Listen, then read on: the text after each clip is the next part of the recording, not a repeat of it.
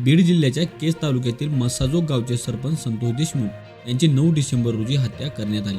त्यांच्या हत्येला 1 महिना उलटला आहे, मात्र अद्यापही या प्रकरणातील सर्व आरोपींना अटक करण्यात आलेली नाही।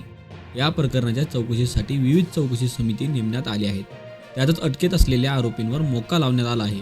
तसेच संतोष देशमुख यांच्या हत्येचा मास्टरमाइंड वाल्मिक कराड असल्याचं बोललं जात आहे। वाल्मिक कराड हा मंत्री धनंजय मुंडे यांचा निकटवर्तीय असल्याने त्याचा राजीनामा घेण्याची मागणी जोर धरून लागली आहे। या प्रकरणी वाल्मिक कराडवरही मोका लावावा अशी मागणी केली जात आहे। या मागणीसाठी आज मस्साजोगचे ग्रामस्थ आंदोलन करणार आहेत। संतोष देशमुख यांच्या हत्येच्या निषेधार्थ राज्यभरात ठिकठिकाणी आक्रोश मोर्चा काढण्यात आले। यावेळी आरोपींना फाशी द्या अशी मागणी करण्यात येत आहे।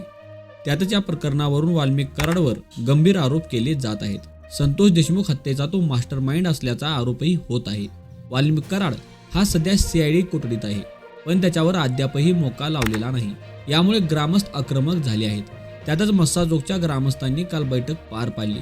या बैठकीत त्यांनी आज आंदोलन करण्याचा निर्णय घेतला आहे। मस्साजोगच्या ग्रामस्थांकडून आज 13 जानेवारीला टावरवर चढून आंदोलन करण्यात येणार आहे, तर 14 जानेवारीला मकर संक्रांतीच्या दिवशी आत्मदहनाचा इशारा देण्यात आला आहे।